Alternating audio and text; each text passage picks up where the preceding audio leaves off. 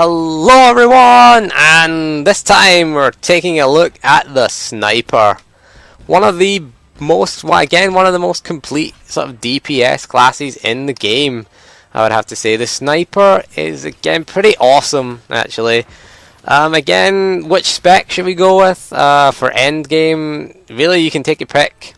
It's situational, which is the best spec. Everyone asks that, which is the best spec for the sniper?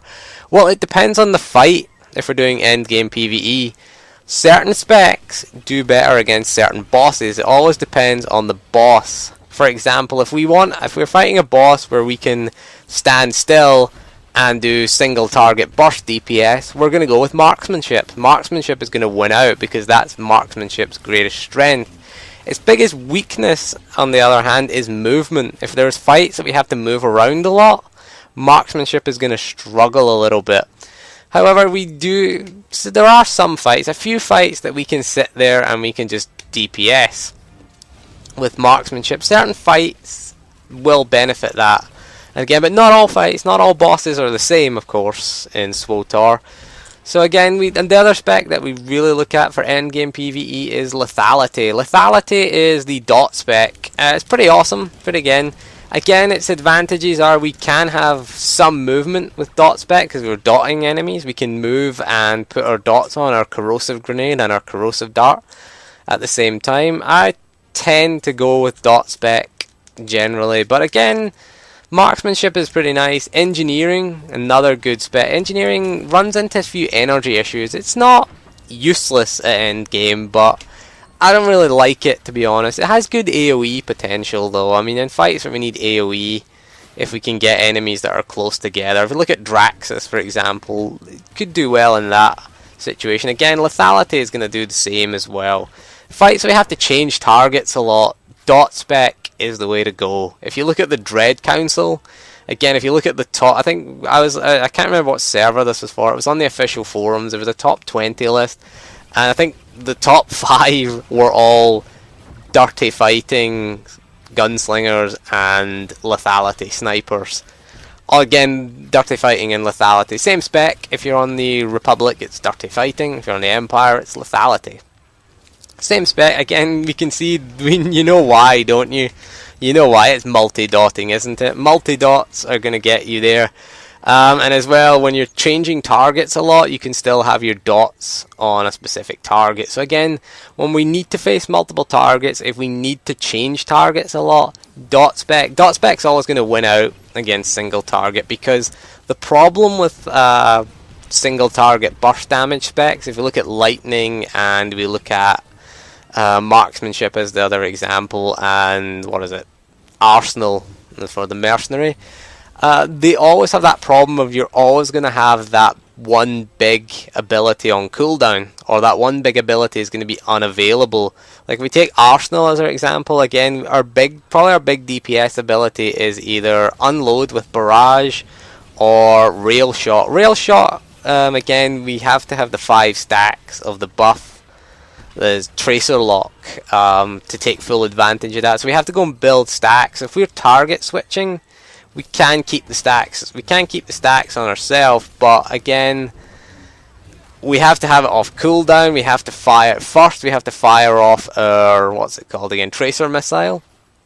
We have to fire that off to weaken the target, because we can only use it on a weakened target. So we lose that potential. We lose that burst potential when we're switching targets. With the dot specs, however, dot specs allow us to just throw our dots on. We throw our corrosive grenade. We throw our, what's it, corrosive dart it is. Nearly said vital shot. That's the gunslinger one. Again, these specs, they're pretty nice, interchangeable. It's always good to have field respec if you really want to get the best out of the sniper, because again, you're going to get fights where, if you look at, again, we look at operations, Dread Fortress, Dread Palace, there's a nice sort of mixture. I mean, I look at Bestia as a good example of lethality as well.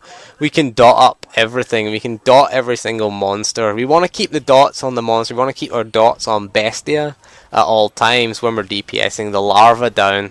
Don't have footage of that, unfortunately, because Dread Palace is bugged right now, so no one's really pugging it at the moment.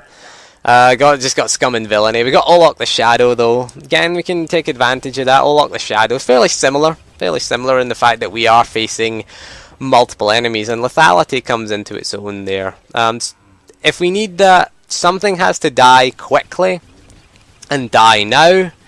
Marksmanship tends to win out. If you look at Dreadmaster Styrak. If you look at the dragon, certain phases we have to kill the dragon first, and then we have to DPS down Styrak, and then towards the end the dragon respawns. We have to nuke the dragon as fast as possible and then nuke Dreadmaster Styrak.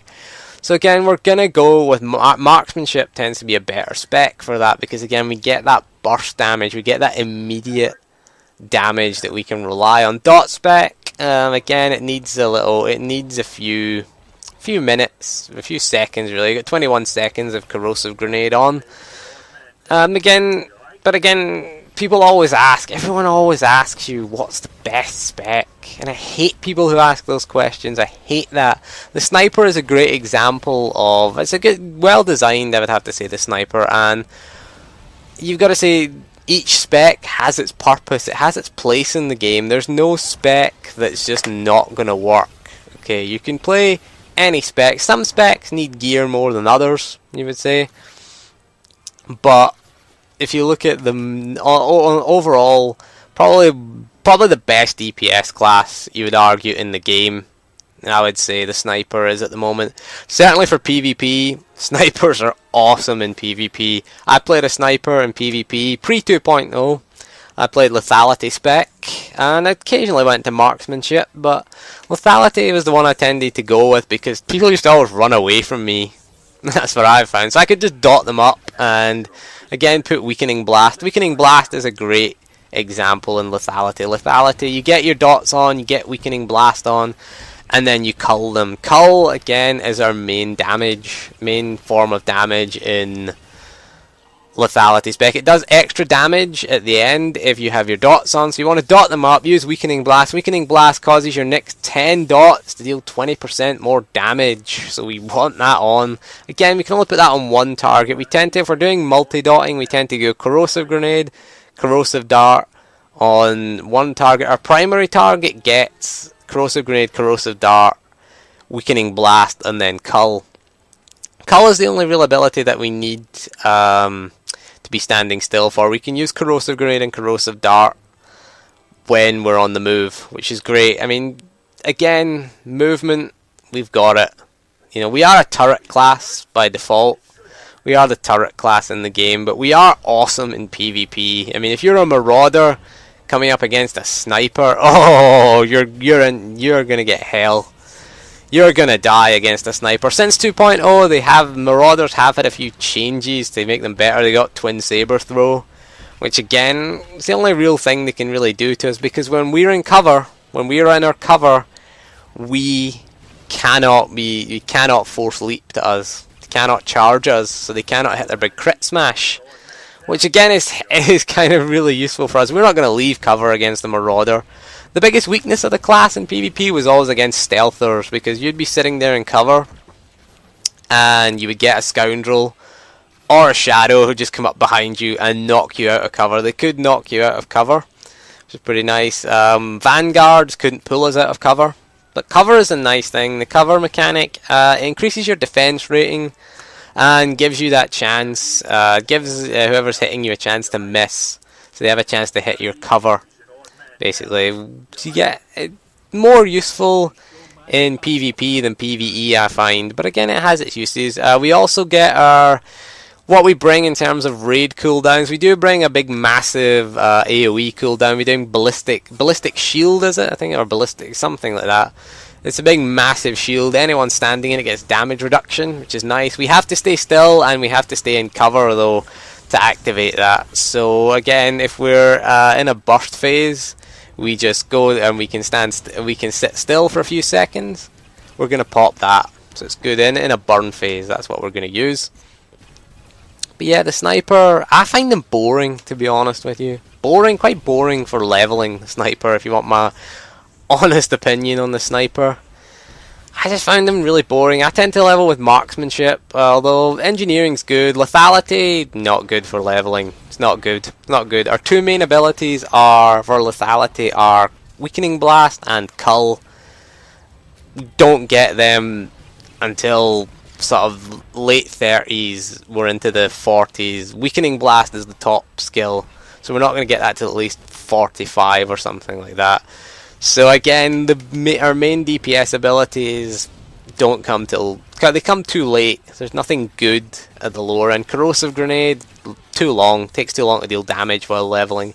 Marksmanship is nice, just in there, single target, burst damage, get it killed quickly. That's what we want while leveling. Engineering, good AoE. Again, you get most enemies. Most enemies come in groups, come in little small groups. You get a strong couple of normal enemies or an elite and a couple of normal enemies. Again, we can just use our AoE to take them out. AoE, we'll talk about AoE. We are awesome for AoE. We're probably, you could argue we're the best AoE class in the game for dealing with trash. I mean, our AoE rotation, we do have Orbital Strike. Now, Orbital Strike's damage did get nerfed in 2.6, but not a bad thing. It's not a bad thing. They did make it more useful. They made the cooldown, they lowered the cooldown of it, and they lowered the energy cost, because that was a big problem with Orbital Strike. Using it on bosses, Orbital Strike, it's a fire and forget ability. It's an ability you just channel and your ship flies by and drops a big Orbital Strike. That's why it's called Orbital Strike. It's called Freighter Flyby for the Scoundrel. But again, it's a big AoE. We can fire and forget. We've got our frag grenade, we've got our corrosive grenade. If we're lethality spec, it's an AoE dot, which is pretty nice. And we've got our suppressing fire. So we do have a really good AoE rotation. We are the kings of trash, come to think of it. The Marauders, not so much. Not so much, because you're not going to be raiding with focus or rage spec. You're not going to be raiding in that spec. So we do have the advantage over the Marauders in terms of clearing trash. The only downside really is that our Orbital Strike does have quite a long cooldown, even though the cooldown was reduced. But that was the problem. We couldn't really use Orbital Strike on bosses since 2.6 because it was just too energy inefficient and too long a cooldown. But now it tends to be our opening attack. You tend to open with Orbital Strike, regardless of your spec. It tends to be as the tank's running in, we are channeling Orbital Strike. It's about, I think it's about what, a 3-second channel. And then we just forget about it because we know it's going to deal damage. It's not like the sorcerers AoE where they have to be standing still and their channels ticking down the way we're channeling it. Once we channel our ability, it drops on it. We don't have to stand still. Which again is pretty nice. It's pretty nice. We're good AoE. We've got good sustainable AoE. We've pretty nice on trash. Pretty boring if you ask me for leveling. That's the only thing. I always prefer the Operative or the Scoundrel. If we had Advanced Class respec, I would probably level an Operative, and if I was going to be DPS, if I wasn't going to be a healer, redo it to a Sniper. That would be nice to have that option, but we don't have that option, so we have to go level a Sniper and an Operative. But it's pretty fun, leveling an Operative. But that was the big thing I didn't find. I find them really kind of boring. And they are annoying. It's annoying to level any pure DPS class. This was in the days before tactical flashpoints where we couldn't. We had to wait hours in the group finder queue. Well, about 45 minutes to an hour in the group finder queue, especially for leveling flashpoints. But yeah, that's why I preferred the Scoundrel or the Operative, because we could always respec the healer if we wanted a faster queue time. But that's just me. I found the Sniper boring. Class I don't play that often, to be honest with you. This is my kind of crafting class. I go with Biochem. This is my main crafting spec. I tend to just craft stim. I tend to just log in, send my companions away for some gathering material, get some stims crafted and send them to other characters, which is kind of sad, really, because this class is kind of... I've never tried to do progression ops with this one. Basically because I'm always a healer and all the DPS slots are taken most of the time, so I have to heal. I'm okay with healing. I don't mind. So next time we're not going to cover the Guardian. Not going to cover the Guardian because my Guardian's only level 35 at the moment. So I'm leveling a Guardian at the minute. Going to get the Guardian to end game. We'll cover that when I get my Guardian to end game and maybe when I play it a little bit more. But next time we'll take a look at the healers. Let's take a look at some of the healing classes, and we will start with my main character. We'll start with the Mercenary, the one I have, my best geared character. My two best geared characters are healers. There's no coincidence there. Can't be bothered waiting group finder queues, and healers always get that quicker group finder. So we'll talk about healers later. We'll cover healers, go back to the Guardian, we'll cover Guardian DPS in a while. Again, so thank you for joining me, and I'll see you soon, and goodbye.